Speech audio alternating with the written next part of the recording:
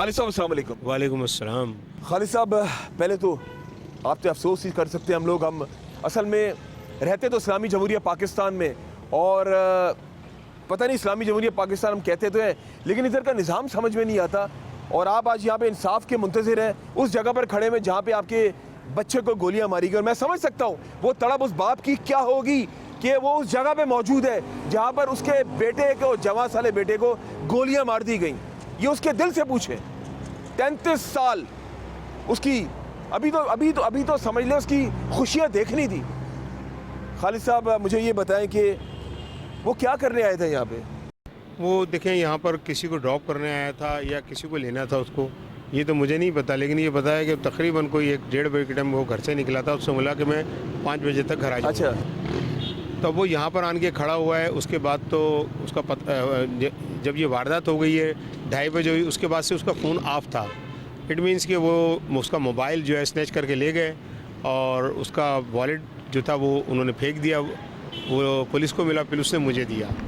तो हमें ये तो ज़्यादा नहीं पता, ये तो बेसिकली ऑपरेशनल पुलिस जो होती है उसका काम होता है कि वो एविडेंस वहाँ से जमा करें जो भी।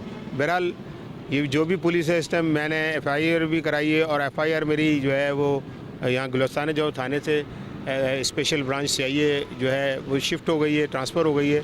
और माशाल्लाह से इंतहाई या प्रोफेशनल टीम है, जो मुझे अंदाज़ा हुआ पढ़ा लिखा आदमियों की इंतहाई प्रोफेशनल टीम है। और मुझे इन लोगों से बड़ी उम्मीद है कि अल्लाह ताला मुझे इनके ज़रिए इंसाफ देगा।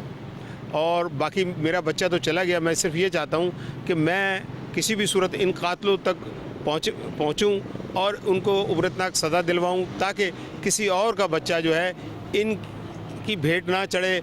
उस शहर जंगल में, ये जंगल है और इसके अंदर शिकारी छोड़ दिए गए हैं लोगों का, इंसानों का शिकार करने के लिए। तो बस मेरी तमाम लोगों से यही सदा है, तमाम इदारों से, तमाम IG साहब से, या यहाँ पर जो भी कानून नाफिज करने वाले इदारे हैं, कि खुदारा इस शहर को भी पाकिस्तान का हिस्सा ही समझें और इस शहर के ऊपर भी इतनी ही चाहत और इतना प्यार दें कि यहाँ से जो जितने भी ये डकैतियाँ हैं, चोरियाँ हैं और बहुत सारे जराइम हैं, जो अक्सरियत जो है शायद कराची के शहरी नहीं है, वो सारे गैर मुकामी हो सकते हैं। तो उनको जो है बाकायदा यहाँ पर जो है रजिस्टर्ड किया जाए, जो उनको हमें पता चले कि यहाँ पर कौन आ रहा है, कौन जा रहा है, कौन जुर्म कर रहा है, कौन कारोबार। सही कह रहे हैं, बिल्कुल सही कह रहे हैं। तो हमारा तो कराची को मिनी पाकिस्तान तो आपने बना दिया है। कराची को आप जो ना अब सुकून वाला कराची भी बना दें अल्लाह के वास्ते। अच्छा, मुझे ये बताएं कि आपका लाहौर इस्लामाबाद जाना होता होगा, आप ये बताएं मुझे कि वहाँ पर तो ऐसे मामला, स्ट्रीट क्राइम्स इस तरह तो नहीं है जिस तरह कराची के अंदर है। यहाँ तो जंगल का कानून लग रहा है, जिसका दिल आ रहा है गोली मार रहा है, जा रहा है, पकड़े भी नहीं जा रहे, और मजे की बात है पकड़े भी नहीं जाते। सर कैसे पकड़े जाएंगे? देखिए, आपने बात करी हुई पंजाब की, मैं इस्लामाबाद, पेशावर, लाहौर जाना आना लगा रहता है मेरा। मैं अपने आप को वहाँ पर इतना सेफ़ महसूस करता हूँ कि मोबाइल पे हम बातें भी कर रहे हैं। अभी आपने अपनी जो है स्पीच में कहा है कि वहाँ पर जाके रात को 3-3 बजे 4-4 बजे तक हम बैठे रहते हैं। मोबाइल 2-2 लाख के 3-3 लाख के हाथों में होते हैं। मजाल है कि किसी ने नज़र उठा के भी देखता हो। तो खुदारा हमारे कराची में तो ऐसा कुछ भी नहीं है। यह कराची जो है पूरे जो है पाकिस्तान का जो है 65-70% रेवेन्यू जनरेट करता है। यहाँ हम लोग जो है टैक्स देते हैं, उससे सब इदारे भी चलते हैं, उससे सब सिस्टम भी पाकिस्तान का चलता है। तो यार इस पर भी मेहरबानी करें, इसके लिए भी कोई ऐसा मंसूबा बनाएं, प्रोटेक्ट करें इसको कि यहाँ के शहरी अपनी जान व माल और आबरू से महफूज हो सके। बिल्कुल सही कह रहे हैं। अच्छा, मुझे ये बताएं कि फ़हद यहाँ पर जो क्लियर करें इस चीज़ को कि वो बाइकिया चलाता था क्या, ऑनलाइन राइडर था? नहीं, ऑनलाइन राइडर नहीं था। वो बेसिकली करता ये था कि वो उसके अपने पर्सनल जो क्लाइंट थे ना, जी, वो पिक एंड ड्रॉप के उस पे आता था।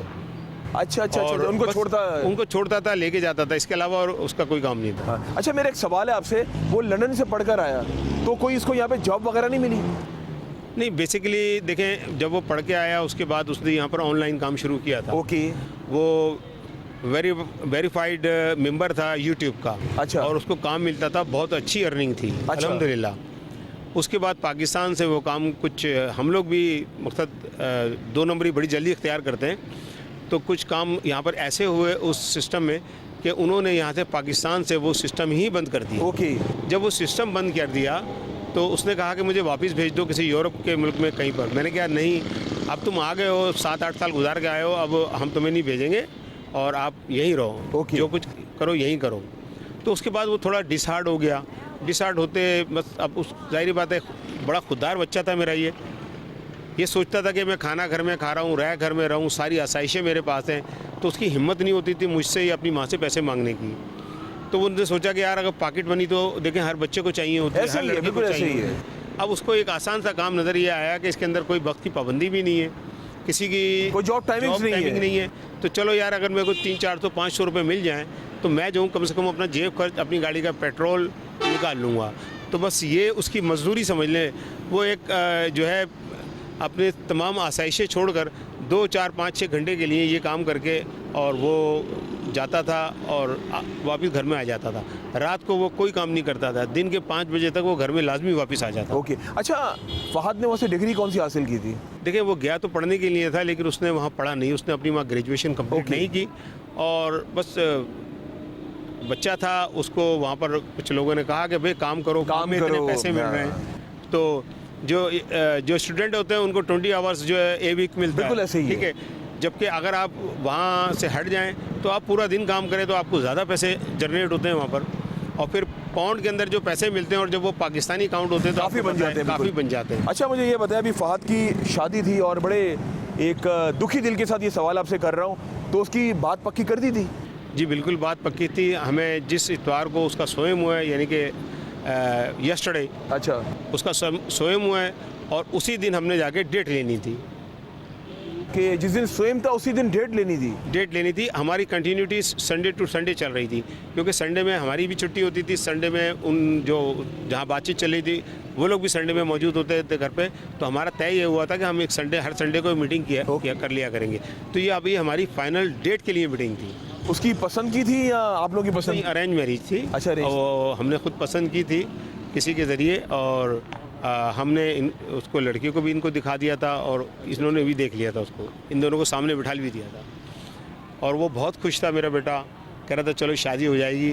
तो और उसके लिए मैंने यहाँ पर जो ना छोटा मोटा किसी कारोबार के लिए जो फंड भी इकट्ठा किया था कि मैं तुम्हें ये काम करा दूंगा इसी 2-3 महीने में। रमज़ानों में हमारा प्रोग्राम था कि एक छोटा मोटा कोई काम स्टार्ट कर दे ऑनलाइन का, ताकि ये बच्चा सेट हो जाए मेरा, ताकि ये बच्चा जो है ना, मकसद ज़ाहिर बात है वो अभी अपना खर्चा इससे निकाल रहा है। अगर उसकी बीवी आ जाएगी तो वो तो पूरा नहीं पड़ेगा। तो इसलिए मैंने सोचा था इसको काम करा दूं। तो अल्लाह का शुक्र था, वसाइल हैं मेरे पास इतने कि मैं करा सकता था। तो मैं उस कराने के लिए बिल्कुल तैयारी पे था। तो ये सानहा रोनुमा हुआ है। अच्छा, मुझे थोड़ी सी इसकी वालदा के बारे में बताया। वालदा की तबीयत अब कैसी है? देखिए, वालदा की तबीयत तो समझते हैं कि जिसका बेटा चला गया हो, जिसकी जवान मौत घर में हो गई हो और घर शादी की खुशियों से गूंजने वाला हो, उस घर के अंदर आप जो है आप सफ़े मातम बिछाएं। हमारे घर में सफ़े मातम है। मेरी बीवी जो है हार्ट की पेशेंट है, 2 उसके स्टैंड डले हुए। और ये बाई गॉड मैं बता रहा हूँ आपको कि मुझे जो है थर्सडे 8 बजे मुझे ये इतला मिली है और मैं थाने आया हूँ। मैंने पूरी रात अपने किसी रिश्तेदार, किसी भाई, किसी बहन, अपनी बीवी, अपने बच्चों और दूसरे बच्चों, किसी को ये बात नहीं बताई। पूरी रात में अपने एक दोस्त के साथ एक कमरे में बंद बैठ गए। मैं भी रोता रहा, वो भी तो रोता रहा। सिर्फ जैसे किसी सूरत से सुबह हो जाए और सुबह मेरी बीवी जो है वो नींद ले ले, एनर्जाइल हो जाएगी तो मैं ख़बर उसको दूंगा तो शायद वो ले। अभी मैंने उसको दे दी नींद से उठा के, क्योंकि वो जल्दी सो जाता है। सही बात है। तो वो मेरे लिए बड़ा मसला होता है, मैं उसको लेके कहाँ से भागता।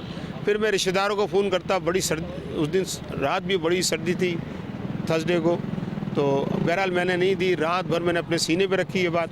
सुबह मैंने अपनी 7 बजे अपनी वाइफ को 4-5 लोगों के साथ मिल के बड़े प्यार से समझा के बताइए कि तुम्हारा बेटा शहीद हो गया है। ओहो। बस अब उसकी 1 घंटे तक तो समझ ही भी नहीं आया। बोले तो क्या कह रहे हो, क्यों शहीद हो गया, शहीद किसने कर दिया, क्यों हो गया, उसकी समझ वो आपको समझा। ज़ाहिर आप खुद परेशान थे ना उस टाइम? मैं बहुत परेशान था। तो फिर बाकी अल्लाह आपको हिम्मत दे और बड़े बहादुर आप जिस तरह आप खड़े हुए और बात कर रहे हैं, ये तो इनके दिल से पूछे। और जी देखिए, मैं यहाँ पर इस टाइम क्राइम सीन पे मौजूद हूँ और CIA टीम जी CI की टीम भी और ये मेरा अहद है, मुझे जितना टाइम लगे, कितना भागना पड़े, कितना कुछ करना पड़े, मैं इस टीम के साथ हूँ। इस टीम पे मुझे पूरा एतमाद है और मुझे पता है कि इंशाअल्लाह तबारक तआला अल्लाह की मदद और इनके ताउन के साथ मैं इन डकैतों को कैफरे किरदार तक पहुँचाऊँगा, इनको करारे वाक़ई सज़ा दिलवाऊँगा चाहे मुझे साल लग जाए, चाहे 2 साल लग जाए, कितना वक्त लगे, डोंट वरी, क्योंकि मुझे अपने कराची वाले आगे वाले बच्चों को बचाना है कि अगर इन्होंने किसी और को इस मुज़ाहमत पे मार दिया या बग़ैर मुज़ाहमत पे मार दिया तो हो सकता है कि जो है अल्लाह ताला मुझे भी माफ़ ना करे कि जब तुम्हारे साथ ऐसा हुआ था, तुम्हारे पास वसाइल थे, तो तुमने इनका पीछा क्यों नहीं किया। बस ये मेरा वादा है। लास्ट मैसेज क्या देना चाहेंगे? और बस लास्ट मैसेज मेरा यही है कि देखें, अभी आपने एक अपनी स्पीच में बात की थी कि किसी ने कहा कि भाई आप जो है मुज़ाहमत ना करें, मोबाइल दे दें। तो आप ऐसा करें कि स्कीम मुतारिफ़ कराएं गवर्नमेंट ऑफ पाकिस्तान या गवर्नमेंट ऑफ सिंध, हर बच्चा जो 18 साल से ऊपर हो गया है उसको एक मोबाइल दे दें। ऐसे ही है, उसको मोबाइल दे दें, एंड्रॉयड दे दें, और सस्ते वाले दे दें, 15-15, 20-20 हज़ार रुपये। जो छिन जाए तो वो FIR दिखाए, दूसरा ले ले, डोंट वरी, कोई मुज़ाहमत नहीं करेगा। या अगर मोबाइल नहीं देना ना तो पूरे कराची के लोगों को जो 18 साल से बालिग हैं उनको जो है ना असले का लाइसेंस जो है ना होम डिपार्टमेंट दे दे, ताकि हर बंदा असला लगा के घूमे। वक्त तो ऐसे ही आगे लग ऐसे ही रहे। मोबाइल तो चले छोड़े सर, वो छोड़ दे मोबाइल, पर असले की परमिशन दे दे। जैसी बालिग को वो अपने पास रखना शुरू कर दे, ताकि एटलीस्ट अपनी जान तो महफूज हो। एटलीस्ट उसको पता हो मेरे साथ एक असला लगा हुआ है, एटलीस्ट मैं कहीं जा रहा हूँ, सामने से दिफा तो कर सकूँगा मैं। सर गलत तो नहीं कह रहा मैं? नहीं, बिल्कुल सही बात है। ये तो जाहिर बात है, हमारा कानूनी हक है जिस शहर में हम रह रहे हैं। और जब मामला जैसे हो, लाशें उठा रहे हैं और क्या, और बेगुनाह और निहत्ते मारे जा रहे हैं, बिल्कुल ऐसे ही तो है। हमें भी मुसल्ला कर दें, जो हम जो है उनका खुद ही मुकाबला कर लें। हमें पुलिस की कानून नाफिज करने इदारों की ज़रूरत ना पड़े, ठीक है। और उसके डर से हो सकता है कि आधे से ज़्यादा जो ये क्रिमिनल्स हैं वो ये काम छोड़कर कोई जो है नेक काम शुरू कर दें। बिल्कुल ऐसे। चलें खालिद साहब, अल्लाह ताला आपको सब्र व जमील दे और दुआएं आपके साथ है, जल्द वो कैफरे किरदार तक पहुँचे।